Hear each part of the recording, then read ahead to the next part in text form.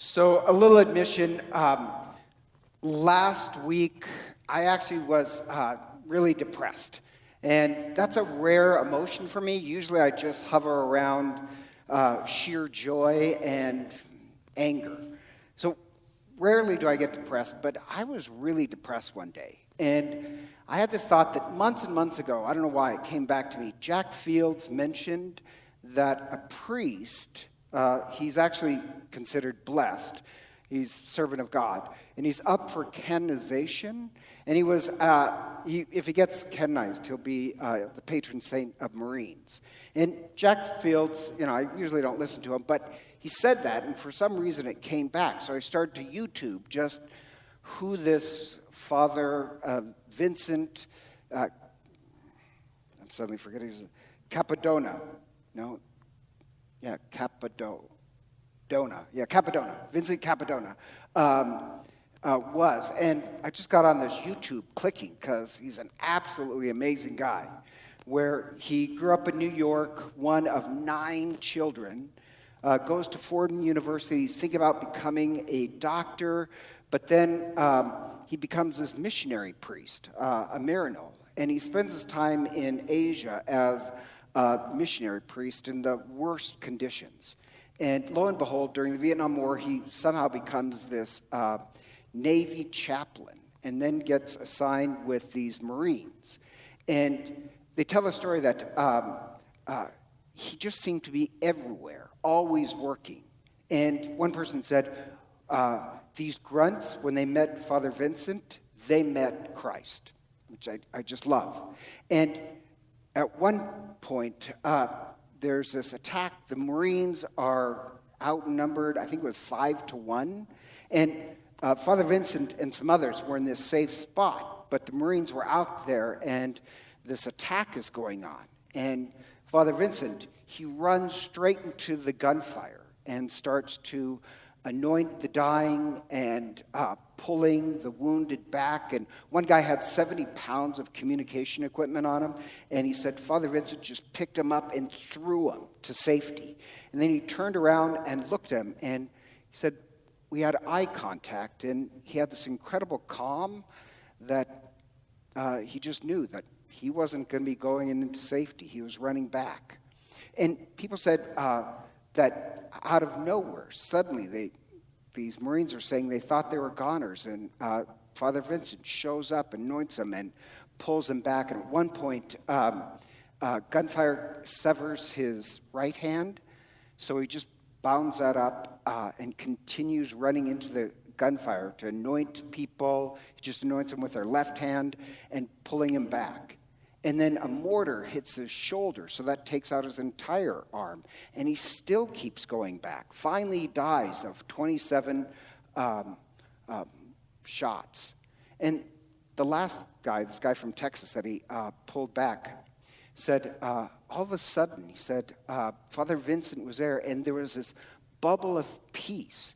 And he said, don't worry, God is with us. And Father Vincent dies. And it's just this great story where, to be honest, I actually was crying. I just loved this story. And it really did kind of lift me out of my depression, that life is not about me. And suddenly it just invigorated me. And it reminds me of today's gospel for this reason. I love where Christ says, don't worry. You have faith in God, have faith in me. It's kind of funny he says don't worry, because he just got through telling him, it's at the Last Supper, that he's going to be captured, tortured, die. Someone will betray him. Peter, you're going to jump ship. Don't worry. Everything's going to be fine. I just think it's kind of funny. And then he goes into this speech.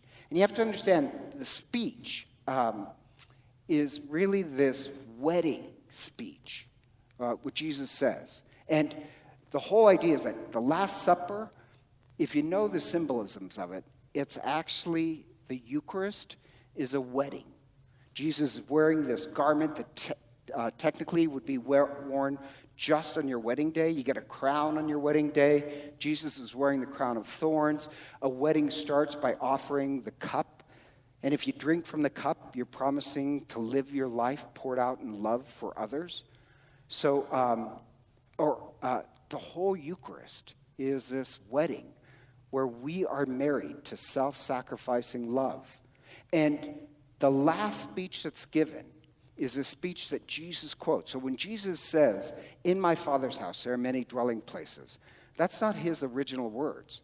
That's a speech that is part of a wedding, that every groom, all the apostles, would have had that speech memorized. Because after the wedding, the groom goes away, he builds onto the family compound, and he comes back with all his relatives in this torchlight parade, and he says to his bride, "In my Father's house there are many dwelling places. If there were not, would I have said that I'm going to come and take you to myself, so that where I am, you may also be?" That's a wedding speech. And after that, the wedding party starts. It's a 7-day wedding party. So the Eucharist is us being married to self-sacrificing love. And so he gives this speech. The idea is that the Eucharist, we're married to love. Our life is supposed to be this love affair.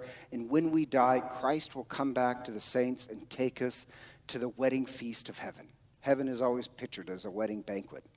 And so they're used to that speech, but Thomas thinks it's an actual feast that they're going to. So he says, "Master, we do not know the way." When he says the way, he means like, we don't have GPS. We don't have the map to get there. Because, I'm sorry, everybody I've ever met named Tom is always up for a party.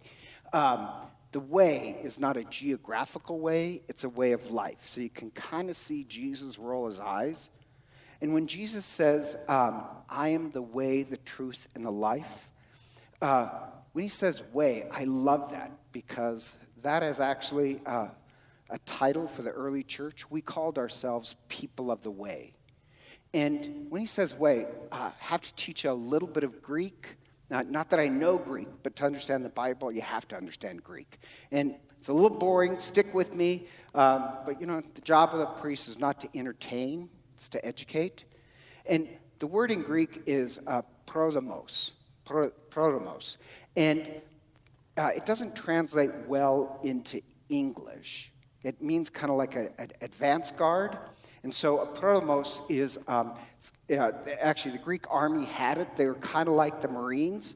They're this advance force. Supposedly, the Marines are supposed to be an advance force. This woman I know who's married to a colonel in the army told me this story that the Marines are supposed to be like the tip of the spear that comes in and cuts away, and then the army comes in. But in this one campaign, the army got there before the Marines. So the army wrote this big sign, because the Marines are supposed to be there first. So the army wrote this big sign that says, "Welcome, Marines. Glad you could finally show up."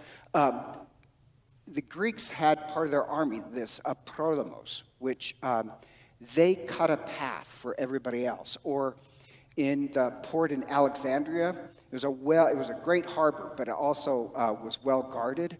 And so if a ship came in, this other small ship comes out and shows them the safe way into the harbor. The name of the ship is, in Greek, it's called a prodemos. Or if you're, let's say, going through the jungle, just imagine going through the jungle and some guide, he has a machete and cutting through the thorn in the thickets. That's a prodemos, somebody who cuts a path for other people. And so when Jesus says he is the way, in a world overrun with hatred and selfishness and jealousy, he cuts a path. He cuts a way. It's a way of self-sacrificing love for the apostles to follow. So it's not a physical path. It's actually the path of unconditional love. And Father Capodanno, I think the way he lived his life showed that he was going down this path of unselfish, self-sacrificing love. So it's great that we call ourselves people of the way. What it means is you take up the way of Christ, you could always move farther down the path of love. How I am today is not how I'm going to be a year from now. Hopefully, I would have ventured farther down the path of self-sacrificing love. We're never staying the same. We're not people of the moment, where you say, oh, now I'm saved. Jesus, I love you, so that's good enough. We want to venture more and more down the way of self-sacrificing love. So a lot of people can preach on love, but you never actually see him sacrifice for other people. The way is an action. So when he says, I am the way, we follow the way. We're not people of the moment, but people of self-sacrificing love. Or when he says the truth, another Greek word, the Greeks and the Latin had different words for truth. The Greek word for truth, aletheia, it doesn't translate well as truth in our American idea, because truth in our American idea means if you know truth, you know facts or knowledge or the catechism and you know truth. In Greek, aletheia, it means something hard and tangible, something you can feel and see and touch. So when he says, I am the truth, it doesn't mean knowledge. The opposite of truth is illusion. Plato writes about this, that a lot of people, they live their life and it's all smoke and mirrors. It's all a masquerade.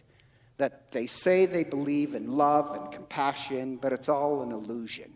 And Plato says that if you don't live your life on aletheia, the way of truth, and everything's illusion, illusion kills your soul. The very fact that you have this Father Capodanno who offers his life running into gunfire, that's a truth that you can feel just in your gut. It's not an illusion. It's not words. It's truth. Christ is that unconcealed truth of what love does. So that's truth. And when he says that his way, I am the way, the truth, and life. In my Father's house there are many places. The Greek there, what it really means is a place where priests would rest in the temple. You follow Christ's way of unconditional love, it will lead us into the heart of community, the heart of God. And so after one of these YouTube videos on Father Capodanno, I love this, where this Marine says, we've had enough popular people in the world.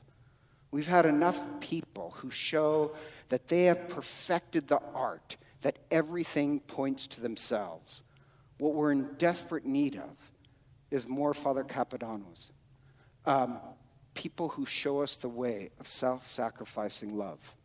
And there's a story about Father Vincent where his brother is talking about how they grew up. 9 kids in this Italian household. And I love this because there's one picture of Father Vincent hugging his mother. And he says, our parents showed us the way of love, where we couldn't even eat. Everybody had to be at the table before you even ate. In fact, he says, we even had to make sure the family dog was there. We didn't leave anybody behind. And for Father Capodanno, his mother and parents showed him the way of self-sacrificing love. What the world is in need of is more examples of this. The world needs more mothers who show the path of unconditional love. And for we who share in the Eucharist, we are married to self-sacrificing love. We make this promise to show other people the way Christ has cut for us. And so, together, let us stand and profess our faith.